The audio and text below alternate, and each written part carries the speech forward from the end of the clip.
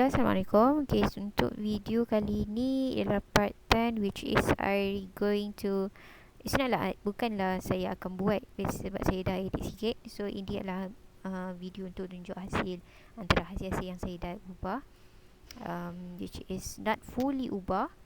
Ada sikit sebanyak saya ambil daripada my friends, and juga okay, kita akan buka kepada site yang kita ubah tu. Baik.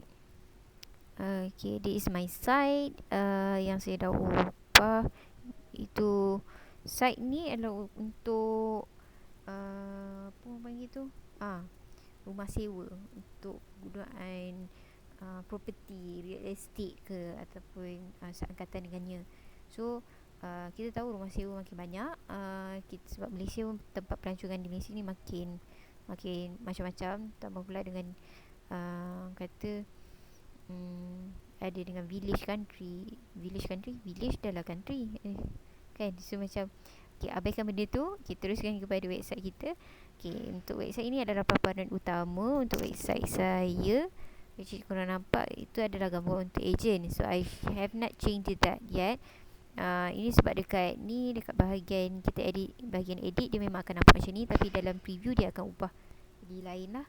Okay, next is kalau dekat sini adalah side menu. Kita ada home, which is dalam home tu yang paparan utama yang korang nampak, yang belakang tu yang ada merah. I change it to be lebih warna dia berbanding dengan website yang kau rujukan.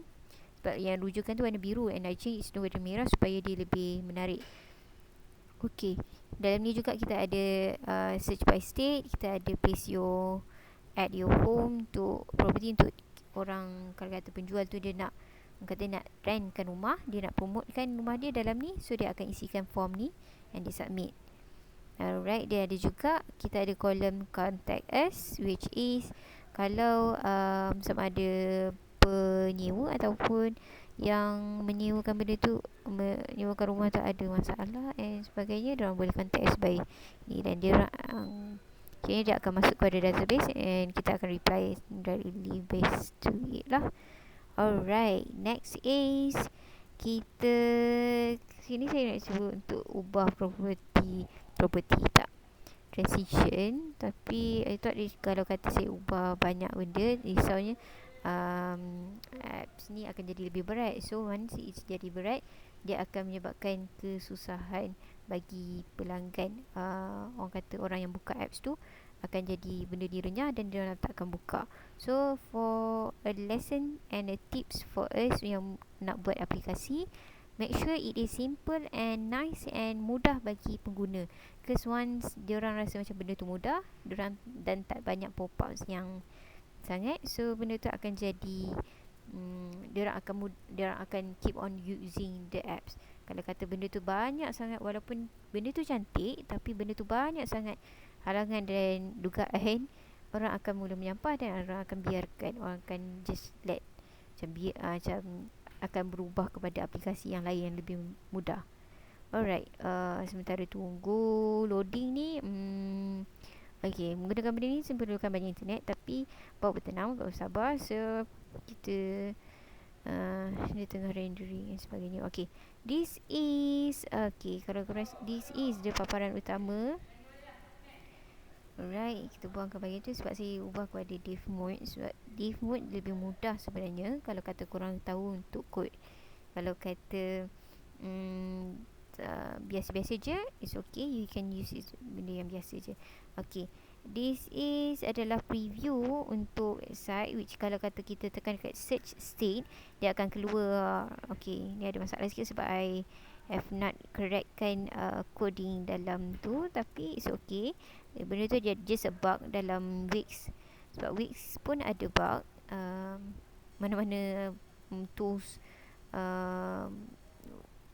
apps builder pun memang ada bug. So just cancel the thing and okay, kita akan masuk. Okay, this is by state. Kalau kita buka by state, kalau perasan dia ada bahagian kolom atas kan Johor, itu adalah kita dah masuk dynamic page kita. Okay, kalau ni dia agak berbeza dengan rujukan saya ubah sebabnya dengan yang macam ni lebih menarik bagi saya lah, ia lebih menarik dan juga dekat situ dia ada tulis, saya masukkan pricing juga, dan juga terus kepada alamat rumah tu dekat mana. So once orang tu nak cari rumah tu, dia terus ada map. Saya masukkan dalam map tu sekali supaya orang boleh tahu ni dekat mana, kat rumah mana. So orang terus directly rujuk dekat situ, and ada nombor phone and orang boleh terus contact the owner of the house.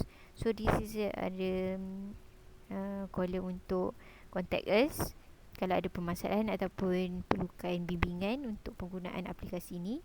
So that is okay.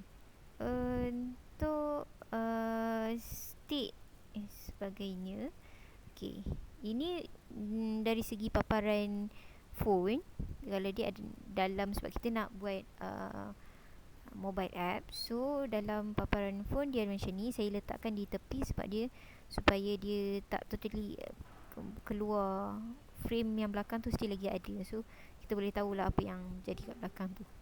Kalau bagi saya dia nampak mudahnya macam tu. And I change kalau perasan dia ada kat bawah tu ada email, ada Facebook dengan tu. So yang tu adalah team yang saya letak kat bawah tu, sebabnya mudah untuk diorang klik dan diorang ni. Sebab kalau naik pop up, risau dia akan bertindan dengan image dan juga words yang ada di belakang. So kalau kita tengok dekat by property, this is by state. Okay, by property, kalau tengok property by state pun boleh, tapi saya nak jadikan lebih cantik dia, kita tengok by property tu terus. Dia orang kata property ni directly yang hot item.